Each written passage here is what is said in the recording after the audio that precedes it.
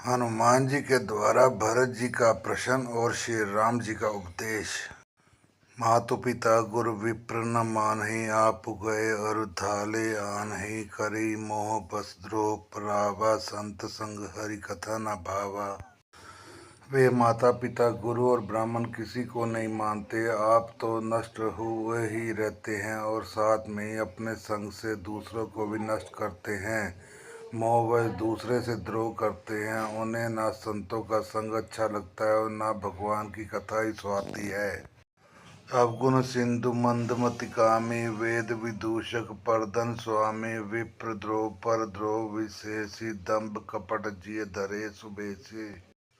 वे अवगुणों के समुद्र, मंद बुद्धि, कामी, राग युक्त, वेदों के निंदक और जबरदस्ती पराये धन के स्वामी लूटने वाले होते हैं। वे दूसरों से द्रोह तो करते ही हैं, परंतु ब्राह्मण द्रोह विशेषता से करते हैं। उनके हृदय में दंभ और कपट भरा रहता है, परंतु वे ऊपर से सुंदर वेश धारण किए हुए रहते हैं।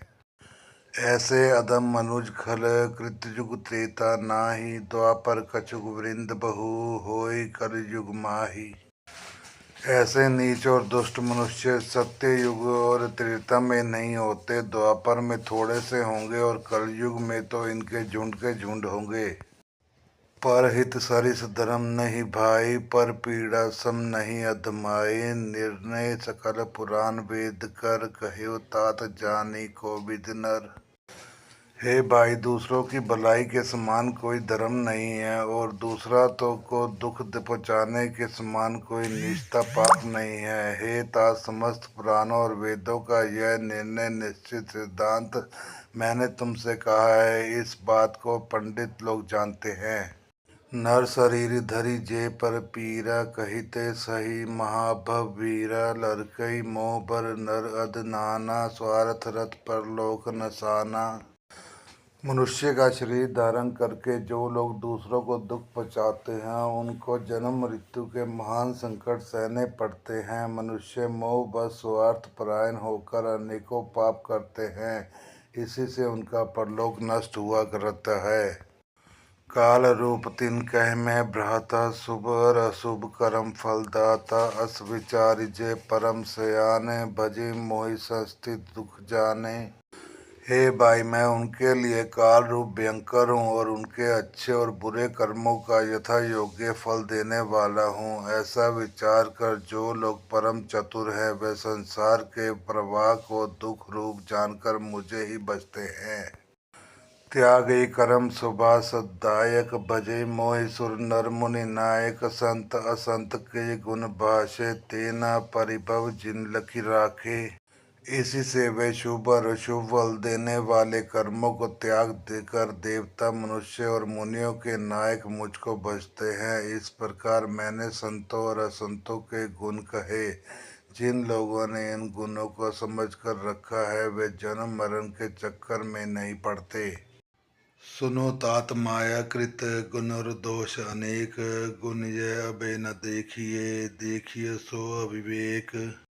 हे तात सुनो, माया से रचे हुए भी अनेक सब गुण और दोष हैं। इनकी कोई वास्तविकता सत्ता नहीं है। गुण विवेक इसी में है कि दोनों को ही ना देखा जाए, इन्हें देखना ही अविवेक है। श्री मुख वचन सुनत सब भाई, हर्षे प्रेम न हृदय समाई। करे विनय अति बारंबारा, हनुमान ही ये हर्ष अपारा। भगवान के श्रीमुख से यह वचन सुनकर सब भाई हर्षित हो गए। प्रेम उनके हृदय में समाता नहीं, वे बार बार बड़ी विनती करते हैं। विशेषकर हनुमान जी के हृदय में अपार हर्ष है। पुनि रघुपति निज मंदिर गए, अयोध्या चरित करत नित नए। बार बार नारद मुनि आवे, चरित पुनित राम के गावई। तदंतर श्री राम जी अपने महल को गए। इस प्रकार वे नित्य नई लीलाएं करते हैं। नारद मुनि अयोध्या में बार बार आते हैं और आकर श्री राम जी के पवित्र चरित्र गाते हैं। नित नव चरित देख मुनि जाहि, ब्रह्मलोक सब कथा कहाई। सुनि विरंची अतिशय सुख माने, पुनि पुनि तात करियो गुण गान ही। मुनि यहाँ से नित्य नए नए चरित्र देख कर जाते हैं और ब्रह्मलोक में जाकर सब कथा कहते हैं। ब्रह्मा जी सुनकर अत्यंत सुख मानते हैं और कहते हैं, हे तात, बार बार श्री राम जी के गुणों का गान करो।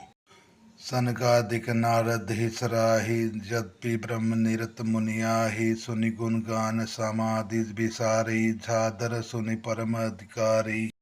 सनकादि मुनि नारद जी की सराहना करते हैं। यद्यपि वे सनकादि मुनि ब्रह्मनिष्ठ हैं, परंतु श्री राम जी का गुणगान सुनकर वे अपने ब्रह्म समाधि को भूल जाते हैं और आदर पूर्वक उनसे सुनते हैं।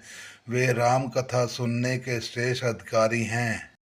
जीवन मुक्त ब्रह्म पर चरित सुनि तज ध्यान, जे हरि कथा न करहि रति तिनके ही पछाण।